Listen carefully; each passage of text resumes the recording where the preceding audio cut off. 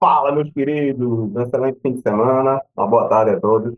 Vamos aqui fazer hoje uma pequena análise do mercado, da maneira como eu estou enxergando nesse momento, tá? Vamos analisar a Ibovespa, as principais ações aqui no mercado brasileiro, dólar, e trazer o parâmetro de como que eu enxergo o movimento dos mercados nos dias atuais, tá bom? Vamos para a tela? Vamos que vamos. Compartilhar minha tela aqui com vocês para a gente iniciar aqui algumas análises, tá bom? Gráfico do Ibovespa aí na tela. Vamos aqui, vou trazer aqui uma visão para vocês do seguinte. Eu não opero Ibovespa, né? Então, assim, eu opero o índice futuro. Só que o índice futuro, ele é um derivativo do Ibovespa.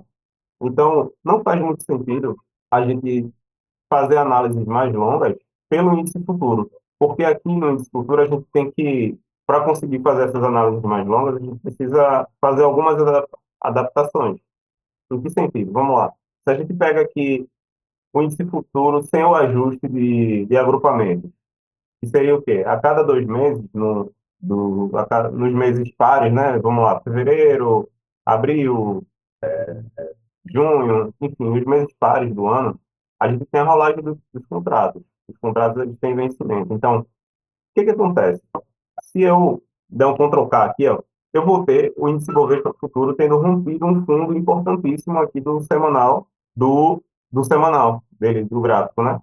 Então, aqui ele já estaria confirmando uma tendência de baixa, algo bem importante, um fundo bem importante sendo rompido essa semana. Só que na prática, cara, esse fundo ele não foi rompido. Por quê? Isso aqui foi uma questão de rolagem entre os contratos, em que, se você prestar atenção, ele só chegou a dar uma beliscada abaixo da mínima e fez o fechamento totalmente dentro da região, do range que ele tinha formado aqui. Então, isso aqui, para mim, não houve um efetivo rompimento da região, houve um teste. Houve um teste, os vendedores foram lá, tocaram aquela região e tal. Então, isso fica melhor visualizado. Sempre que eu vou visualizar um gráfico semanal do mini índice, eu consigo visualizar isso muito bem analisando o Ibovespa, o próprio Ibov, tá? Então, pelo Ibov aqui, ó, a gente percebe que realmente essa até fez o fechamento aqui um pouquinho abaixo, só que se você prestar atenção, a gente deixou muito mais sombra do que corpo abaixo das mínimas. Olha a quantidade de sombra que ele fez e a quantidadezinha de corpo que ele tem aqui, ó. Então, assim, beleza. Trabalhou abaixo dessa região semanal? Trabalhou. Mas eu não tenho um efetivo rompimento, aquele rompimento pujante como a gente conseguiu visualizar aqui no gráfico ajustado do índice, né? Então a gente vê algo um pouco diferente, um pouco menos, um sinal um pouco menos forte, eu diria, tá? Então vamos lá. Porém, apesar disso, eu não vejo um movimento comprador no momento, tá? O que é que eu enxergo aqui do gráfico semanal do Ibovespa? O Ibovespa a gente vem de uma tendência que ela se iniciou basicamente aqui, ó. Tínhamos essa região aqui, lateral, tá? E aí ele tentou romper aqui uma vez, voltou. Tentou romper aqui novamente, voltou. Quando ele fez esse rompimento e fez o pullback e confirmou o rompimento, aqui, para mim, iniciou essa tendênciazinha que a gente está vendo aqui, ó. E aí ele foi dando continuidade para cima, tá vendo? Topos e fundos cada vez mais altos. Aí o que foi que aconteceu? Aqui no final, perto de entre fevereiro e abril, nós tivemos um interrompimento dessa tendência. A gente viu que o azul mudou o comportamento. Como assim mudou o comportamento? A gente tinha o último fundo relevante, que era esse, ele foi lá e perdeu esse fundo, mês passado, tá? Acredito que tinha sido mês passado, porque está aqui não dá para ver exatamente a data. Então, perdemos esse fundo. E aí, fizemos um pullback, e agora a gente está perdendo esse pullback, tá? Só que aqui ele chegou como um teste. Eu vou explicar melhor essa parte aqui para vocês, do que eu imagino. Mas, assim, toda tendência, se essa tendência ela está sendo interrompida, a gente tem aquela máxima de que toda tendência ela vira uma perna de tendência. Então, seria muito saudável, muito natural que essa tendência toda de azul que a gente viu aqui, ela virasse simplesmente uma perna de tendência, que traria aqui uma correção, mais ou menos aqui entre 50 e 61,8 no topo rompido aqui embaixo. Então, de uma maneira saudável até, a gente poderia ver o Ibovespa vindo aqui na região de 140 mil pontos até 130, 128 mil pontos, mais ou menos. Para uma correção saudável, e ainda assim poderia ser uma tendência e apontar lá para cima novamente, tá? Então, dito isso, eu acho interessante a gente enxergar mais uma situação aqui que é o seguinte: o fluxo que entrou aqui para fazer essa pernada toda para baixo foi forte, tá? E aí a gente tem uma VWAP ancorada aqui que eu vou mostrar para vocês pelo gráfico diário, que eu acho que fica um pouco melhor. Pelo gráfico diário, se a gente pegar uma VWAP fazendo lá de cima, o que é VWAP? É a média ancorada pelo volume. Então, é como se fosse uma média móvel, mas que ela ancora também o volume financeiro trabalhado em cada um dos dias, tá? E você vê que quando ele ensaiou iniciar novamente uma tendênciazinha aqui, ó, ele estava ensaiando aqui uma tendênciazinha pelo gráfico diário e chegou justamente aqui nessa VWAP, nesse preço de interesse do mercado, ele até tentou trabalhar acima, mas não sustentou, e aí iniciou essa queda toda aqui, tá? Mas aí, o que que eu quero mostrar para vocês em relação ao diário? E qual que é a diferença de você olhar um gráfico semanal e você olhar um gráfico diário? Eu diria que seria você conseguir refinar um pouco melhor os movimentos, tá? Por isso que, assim, eu opero day trade no gráfico de 1 minuto, às vezes no RENCO, a maior parte das vezes é no gráfico de 1 minuto ou de dois. A minha tomada de decisão, o meu refino final. E até tem algumas coisas de fluxo, mas é muito pouco, tá? Mas o que é que eu quero mostrar para vocês? E a gente consegue refinar um pouco melhor algumas coisas, ver algumas coisas mais em tempo real, vamos dizer assim, quando você utiliza, vai descendo o tempo gráfico. O maior, ele é muito importante para a gente traçar as regiões. Para a gente dizer, pô, cara, aqui é um suporte, aqui é uma resistência, aqui eu vi que teve muito interesse de comprador, de vendedor, enfim. Aqui, olhando pelo diário, você percebe o quê? Quando a gente tem um rompimento de um fundo importante, como é o caso desse cara aqui, ó, vocês concordam comigo que esse fundo aqui ele é importantíssimo, aquele fundo lá do semanal, que aquele tá armando um pivô, tá deixando a coisa mais linda assim para fazer o rompimento do pivô e tal. O que que acontece? Quando eu vejo um rompimento, um cara importante como esse, e eu percebo que ao tentar trabalhar aqui abaixo desse fundo, ao invés dele fazer mais uma barra igual a essa, ele simplesmente faz 1, 2, 3 dias totalmente laterais. Você vê que ele tenta, foram 3 dias, que ele foi, ó o tamanho desse dia em relação a esse. Cara, um rompimento decente, ele não faz isso. Um rompimento decente, ele ia dar continuidade no mínimo com uma barra igual a essa aqui, assim, ó. Pô, aí depois mais outra. Pô, aí ele faz uma pausa, depois ele vem mais outra. Pô, e não é o que está acontecendo aqui. Claro, amanhã não, segunda-feira ele pode simplesmente começar o dia e fazer isso aqui, ó.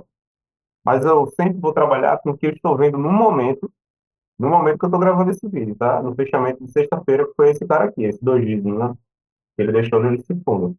Então, se eu vejo o preço chegando na região de interesse, que eu tenho aqui delimitada, a região de interesse. Ao chegar nessa região de interesse, ao invés de ele acelerar para baixo, ele simplesmente deixa para vir e não sai do canto, estou trabalhando aqui, ó, com vários dias laterais, a minha expectativa é, se tiver qualquer sinal de compra, na segunda-feira, por exemplo, eu vou assumir esse sinal de compra e tentar ficar posicionado com o stop abaixo da mínima do dia, para ficar posicionado o resto do dia, porque provavelmente ele pode fazer isso, tá? Aí o que é que faz eu mudar de ideia? Cara, ele fez o teste abaixo da mínima. Para mim, o movimento esperado seria isso aqui, ó. Se ele for cair, ele fazer um testezinho aqui teste de topo, que o Mago chama, aqui na região entre 50 e 1,8, médias, essa VWAP ancorada descendo aqui assim, e aí sim ele vem fazer um rompimento e após o rompimento ele acelerar aqui para baixo. E aí vem buscar esses alvos aqui, ó, que daria lá na casa dos 150 mil pontos nesse primeiro momento. E aí alinhar esse movimento do rosa aí agora, ele é alinhar com esse movimento amarelo aqui, ó, tá? E aí traria lá para os 140 mil pontos que a gente fez a projeção, tá? Então, para o Ibovespa hoje, eu não vejo ponto de venda nesse momento, tá? Eu vejo um fundo que foi testado, mas não foi rompido, na minha opinião, tá? Ele não confirmou esse rompimento e eu vejo o mercado longe da média. Provavelmente ele vai querer voltar para essa média aqui, para depois tomar uma definição, beleza? Então, do Ibovespa, para mim, hoje seria isso. Vamos trabalhar aqui com o dólar. Dólar futuro na tela, gráfico semanal. O dólar ele vem com uma tendência de baixa. É, deixa eu só ajustar aqui uma coisa, tirar aqui esses grupamentos, tá?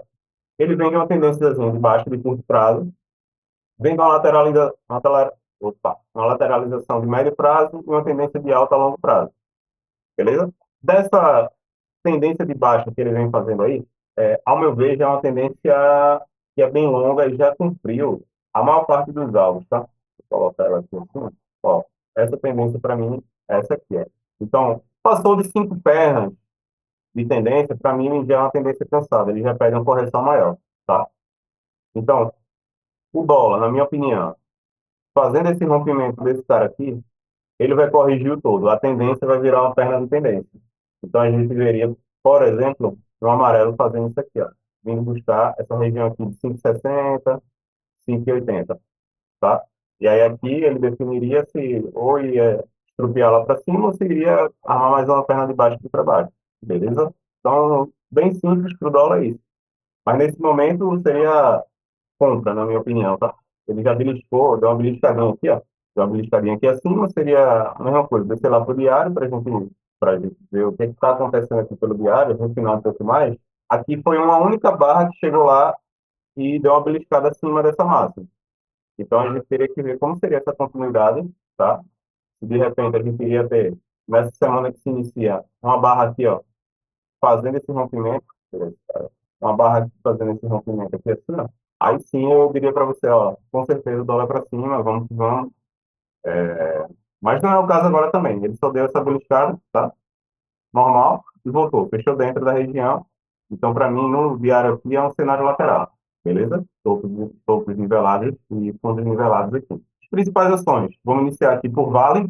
Vale, para mim, é uma empresa, cara, que ela está num ponto importantíssimo, tá? De tomada de decisão, de se ela vai iniciar uma puxada de alta, retomando essa tendência que ela fez aqui, essa pernada violenta que ela deu para cima, ou se ela vai frustrar e buscar preços mais para baixo aí. Na minha opinião, eu só colocar aqui, para ações eu já vejo diferente. Eu gosto de colocar os bits, grupamentos, juros, bonificações, eu coloco tudo, tá? Porque a ação é só o preço da ação. Então, trazendo aqui assim, ó, olha exatamente onde a Vale está. A gente tem essa linha, que foi topo histórico aqui da Vale, ó. Se a gente puxar para trás, a gente não vê nada, tá vendo?